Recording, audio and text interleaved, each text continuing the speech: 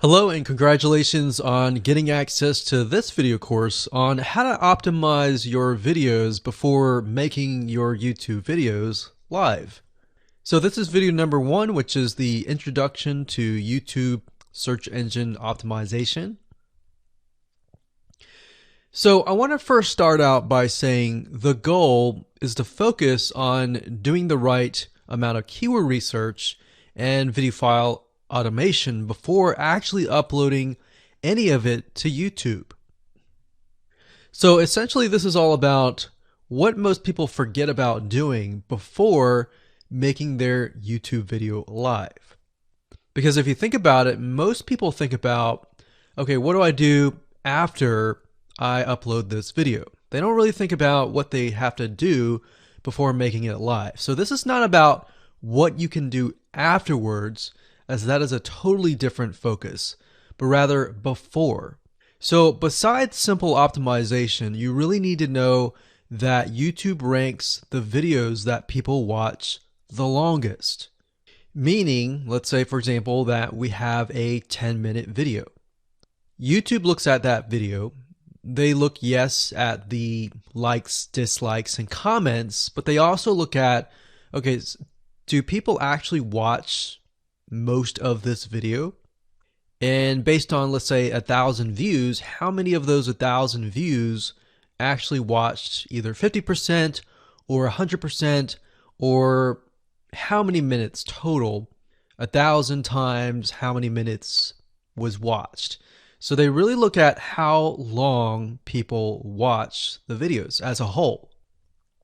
Meaning the more viewers and the longer that they watch, that will get you ranked up further and further up. So instead of focusing on, spammy tactics, tons of backlinks, and all of that, our goal here is to really focus on the user experience. So what I want to do now is give you a quick overview of what's inside this video course. This is, of course, video number 1. Video number 2 is going to be about competitive research, or in other words, researching your competitors to kind of get a better idea of why YouTube is ranking those videos. Video number 3, we'll talk about highly searched keyword terms and how you can find those for your product or service, or whatever you're trying to promote. Video number 4, we'll talk about your title and your description. Video number 5, we'll talk about video file optimization. So we're going to optimize the actual file because each file has essentially information in it. And of course, video number 6, we'll talk about why your thumbnail is important and how to make it professional and good looking. And video number 7, we'll talk about video length and why that matters. We talked briefly about it just now, but I'm going to dive in deeper in that video. And of course, last but not least, I'm going to give you a secret tip on how to outrank your competitors in video number 8. So before we get started, I want to talk about what you need to have in hand. You're definitely going to need your product or service and an idea of the niche that you're targeting. You also need to have a video that is ready to be uploaded. And with that said, let's move on to video number 2. Hello and welcome back. This is video number 2. So let's talk about competitive research. You see, the best way to understand how you can rank better is to know what is already ranking in your niche or your market. So what we want to do here is we want to analyze the videos that are on the top. And I want you to specifically look at what titles, what descriptions are they using, and what thumbnails are they using that are eye-catching. And what is the user experience like when you click through those videos? So let's go ahead and do some competitive research. So for the sake of making sure that we find YouTube videos that actually relate to promoting a product, what I want to do now is just to pick a product out of the blue and let's take a look at YouTube. So one product that I've been using for a while now, which has been really, really awesome, is called the Instant Pot. It's basically a pressure cooker that cooks food at a really fast rate. So what we're going to do is we're going to hop on over to youtube.com and we're going to type in Instant Pot and see what we get.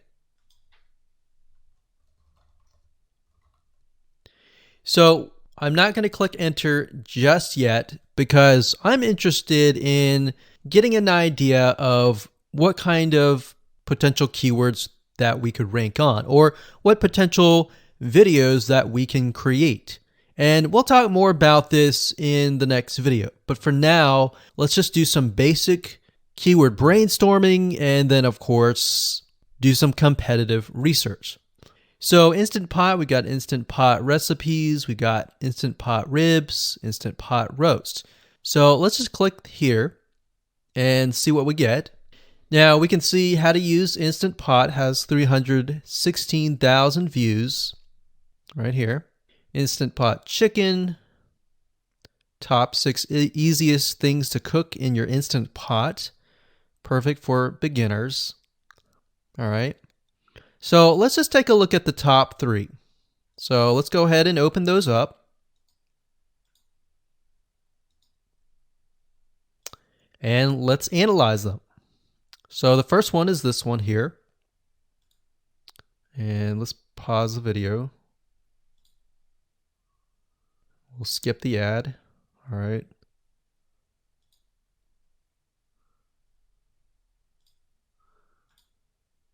Okay, so how to use the Instant Pot 101 for beginners.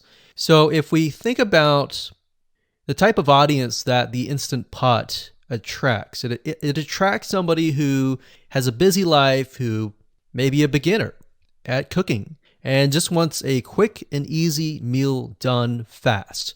So we can see that. So one thing that I like to do is I like to copy the titles to Notepad. Just kind of get an idea of what we're dealing with. So that's the title. Looks like she's promoting an Amazon affiliate link.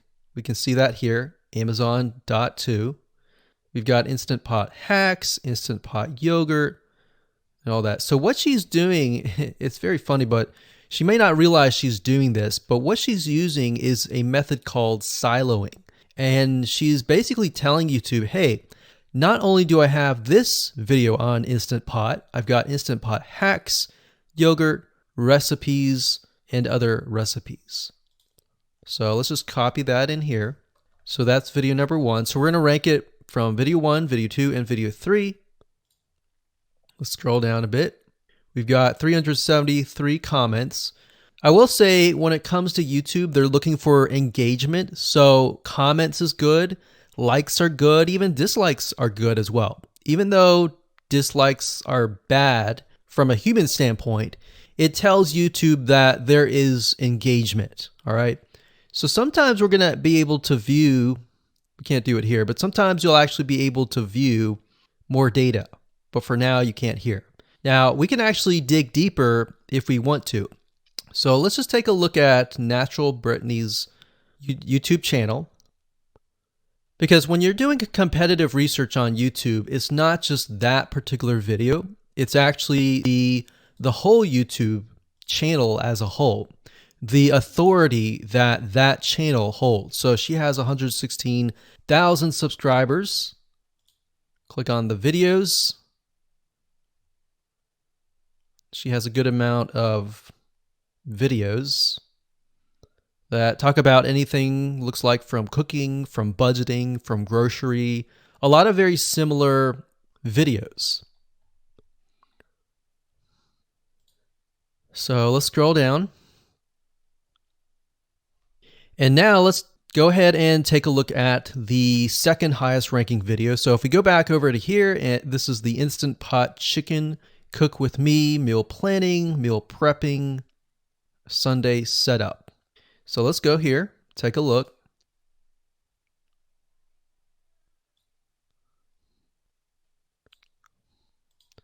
Okay, let's see here.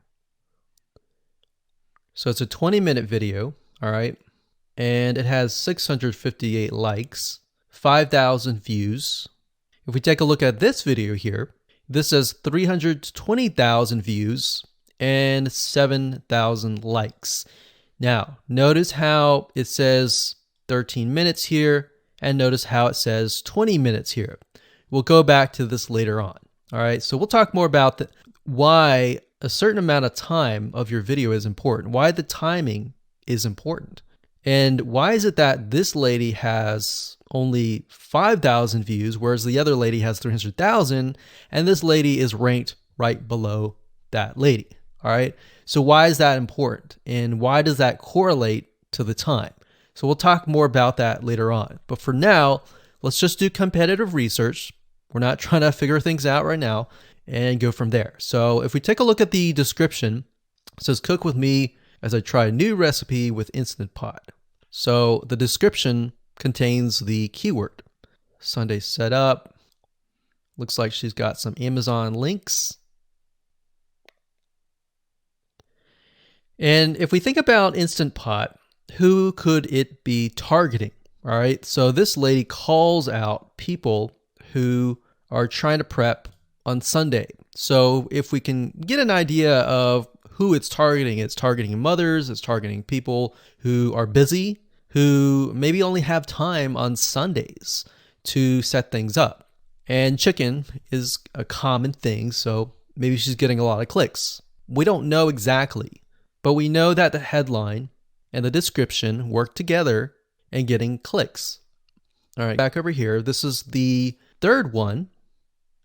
So let's take a look at this one. So this one is 8 minutes, but it has a lot more views than those other two videos, but it's shorter. It's shorter, but it has longer amount of views, and it's third.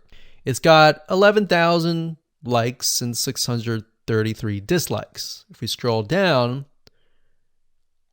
we can see that it has more comments than the first one.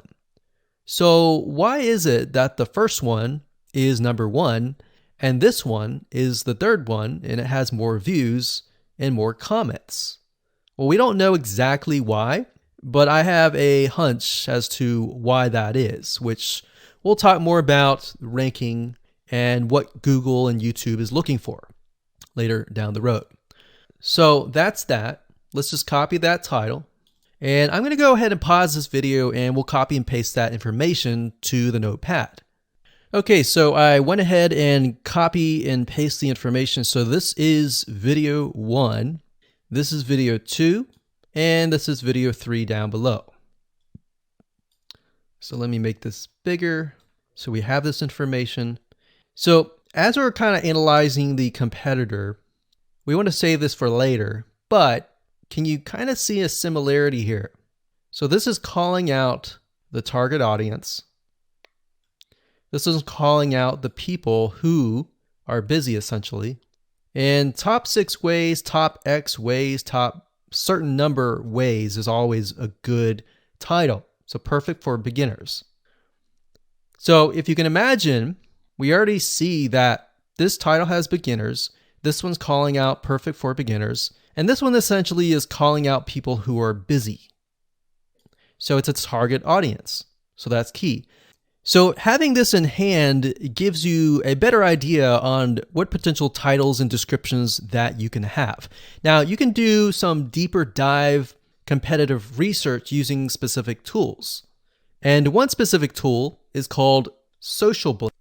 So that's socialblade.com, as you can see here. And I like to use this to kind of get a better idea of the YouTube channel as a whole. Because what you're trying to figure out is, did this person rank because their channel as a whole has a lot of traffic? Or did this person rank simply because of the titles and the description? So there's many factors that come involved, but let's take a look at Naturally Brittany. So let's go ahead and copy this. And you basically want to come here and type in the username of the YouTube channel. So we'll go ahead and click this here. Okay, so we can see here that this is Naturally Brittany, 116,000 subscribers. She's got 19 million video views. So that kind of gives us an idea of how easy it is to break through. Is it easy? Is it going to take a little bit work or what? So let's just go ahead and open her up, and let's do the same thing with the other videos.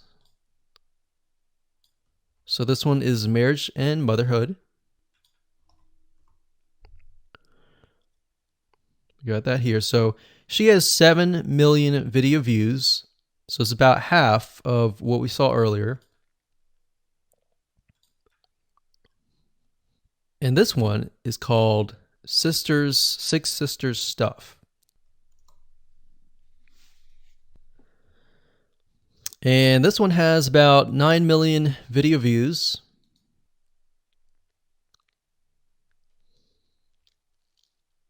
So right off the bat, we can see that if we were to rank on the keyword Instant Pot, it's going to take a lot to break through. But the way we can break through is by using essentially subcategories of that keyword. So Instant Pot recipes or Instant Pot chicken recipe, stuff like that. So we can see that each one of these has about 100 to 200,000 subscribers.